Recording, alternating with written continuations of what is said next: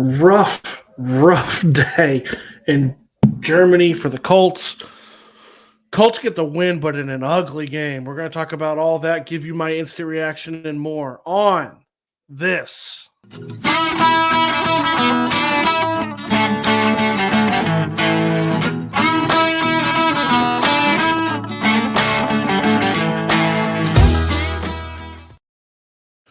Welcome back to another episode of the instant reaction of the No Horsing Around podcast.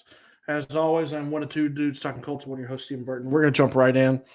Early game, 8:30 a.m. my time kickoff, 9:30 a.m. for those in Indianapolis kickoff for the Colts versus the Patriots and Frankfurt. And it started one way, and you kind of thought like, okay, this could be interesting, right? Colts, Patriots go right down, kick a field goal. Colts tighten up in the red zone. Colts go right down the field, score a touchdown.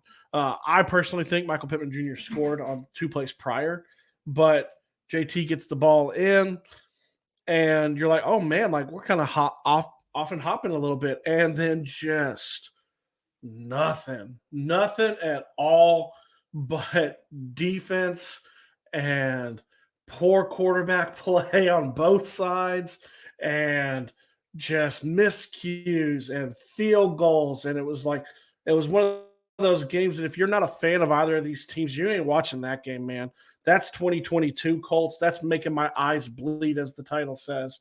But kind of giving you a little bit of rundown. Minshew, 194 yards, a pick that just made no sense to why he threw the ball. He had at least 5 to 7 yards worth of green in front of him. Leading receiver, Michael Pittman Jr., 84 yards. Like I said, I think he had the touchdown. Josh Downs, who I did not think, if you follow me on Twitter at StephenBurton86, I did not think he'd get more than 10 to 15 snaps. I was right, but man, huge play there near the end with that great catch. Jonathan Taylor had 69 yards rushing and 1 touchdown. I mean, it was so ugly. I mean, don't get me wrong. We're 5-5. You're going to the bye week. You got to regroup. You got to figure out a way to get the offense rolling. You got to figure out something, right? I think we can say, like, we're seeing the growing pains with Shane Steichen, but the team is different. The team fights. The team's 5-5. Like, we said it in the beginning of the year. I don't know how many games. I picked like 7 to 8 games is what I thought they were going to win. I don't know how many more games they're going to win, but they're going to be in, I feel like, every game, right? So, I mean, going through a little bit, you get a little dinged up. Ryan Kelly goes out with a concussion. That's the second one this year that's a little worrisome. Kwity Paye went down, came back. Dio had an amazing game. He now leads the team in sacks. He had 3 sacks today, all of which was in the first half. But you got no pressure on Mac Jones in the second half, right? Like, all that pressure was there in the first half, and you didn't do it in the second half. And that was frustrating to watch as you try to figure out, like, why couldn't you get pressure? And then defense got worn down. Stevenson for the Patriots just ate them up. Ezekiel Elliott just kind of ate them up. And, let's talk about the elephant in the room. Like, Shaq Leonard got a lot of snaps, and more evident than I feel like ever, he did not look the same. Like, he blew the big tackle. He read the play correctly. He didn't have the explosiveness on Ezekiel Elliott in the first half. He had another one in the second half where he just whiffed and he looked out of place. He just didn't look. He doesn't.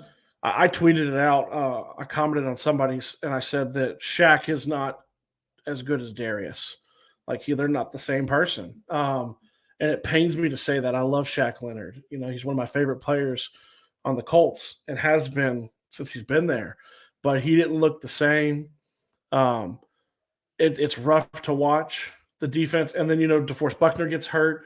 You can see the absence of Grover Stewart really affecting. But Dio looked great. That was a great step-up play. The secondary looked well. Flip it over to the other side with the Patriots. Mac Jones is garbage.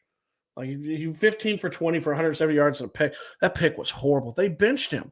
Think about this, you guys. They benched him and put in a guy who hadn't taken a snap all game to run the 2-minute drill, needing to score to win the game, who hadn't thrown a pass all day with no timeouts. It was a mind-blowing decision by the Patriots on that front. I couldn't believe it. I mean, it'd be like benching Gardner Minshew and putting in Sam Ehlinger for the final drive trying to go down and win the game. It's crazy.